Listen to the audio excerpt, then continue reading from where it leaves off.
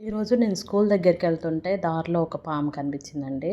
అది రోడ్డు మించెల్లి వెళ్తుంటే నేను భయపడి ఆగిపోయి చాలా దూరంలో ఆగిపోయాను. అది వెళ్ళాక నేను వెళ్ళాను. నేను కొన్ని వీడియోస్‌లలో చూసాను.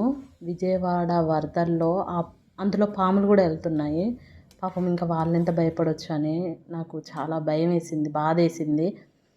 అసలు వాళ్ళ పరిస్థితిని చూస్తుంటే కన్నీళ్ళు ఆగట్లేదండి. ఆ లోతట్టు ప్రాంతాలలో శవాల మధ్యల తల్లిదండ్రులు చనిపోయి, పిల్లలు చనిపోయి తల్లిదండ్రులు అసలు చాలా దారుణమైన పరిస్థితిలో ఉన్నారు. అలాంటి స్థితి ఎవరికీ రావద్దని మనం ప్రార్థిస్తాము. అలాంటి స్థితిలో ఉన్న వారికి సహాయం చేయడానికి చాలామంది వెళ్తున్నారు. వాళ్ళందరికీ ధన్యవాదాలండి. ముందుగా యూత్‌కి చాలా థ్యాంక్స్. ఎందుకంటే ఇప్పుడు పండగ సెలబ్రేషన్స్ కూడా వదిలేసి చాలామంది వారికి సేవ చేయడానికి వెళ్తున్నారు కదా! వాళ్ళకి చాలా చాలా థ్యాంక్స్ అండి. మదర్ తెరిసా గారన్న మాట గుర్తొస్తుందండి. ప్రార్థించే పెదవుల కన్నా సహాయం చేసే చేతులు మిన్న అని. మనము ప్రత్యేకంగా సహాయం చేయలేకపోయినా పరోక్షంగాన్నా పాల్గొందాము. గవర్నమెంట్ సర్వెంట్స్ కావచ్చు, యూత్ కావచ్చు చాలా ప్రయాసపడుతున్నారు. వారికి ఏదో విధంగా సహాయం చేయండి మీ తరపున. కొంతమంది వీడియోస్ చూసి చెప్తున్నాను. ఫస్ట్‌లో స్టార్టింగ్‌లో సెకండ్ డే రోజు భోజనాలు పంచిపెట్టలేక వేస్ట్ చేశారంట. అక్కడి దాకా అందించలేకపోయారు.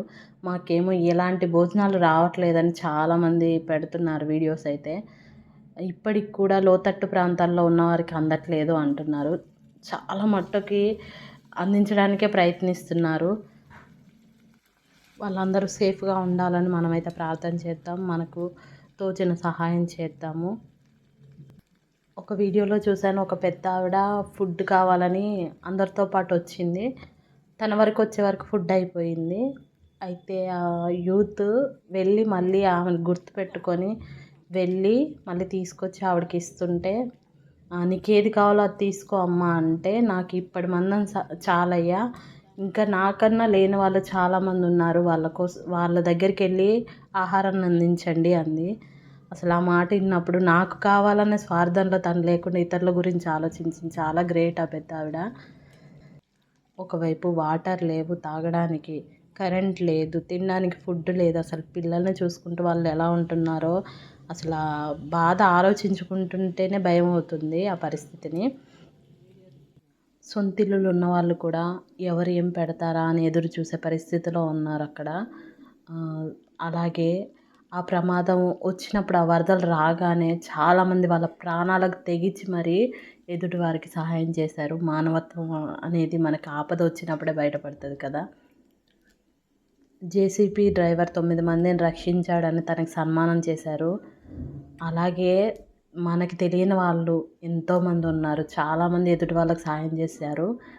ఆ వరదలు వచ్చినప్పుడు మన మొత్తం మునిగిపోయే పరిస్థితిలో ఉన్నారు. ఆ టైంలో కూడా పక్క వాళ్ళకి హెల్ప్ చేయడానికి సిద్ధమయ్యారు. వాళ్ళందరికీ హ్యాట్స్ ఆఫ్ అండి. ఇప్పుడైతే చాలామంది ప్రయాసపడుతూ మరి చాలామందికి ఫుడ్ అందిస్తున్నారు, వాటర్ అందిస్తున్నారు. ఇప్పుడు చాలా రోజుల నుంచి స్నానాలు చేయకుండా ఉన్నామయ్యా అని వేడుకుంటే వెంటనే వెళ్ళి బట్టలు తీసుకొచ్చి పంచే వాళ్ళు కూడా నేను చూశానండి. ప్రత్యక్షంగా వాళ్ళు సహాయం చేస్తుంటే, సహాయం చేసే వాళ్ళకి పరోక్షంగా సహాయం చేసే వాళ్ళు కూడా ఉన్నారు. ప్రతి ఒక్కరికి ధన్యవాదాలండి.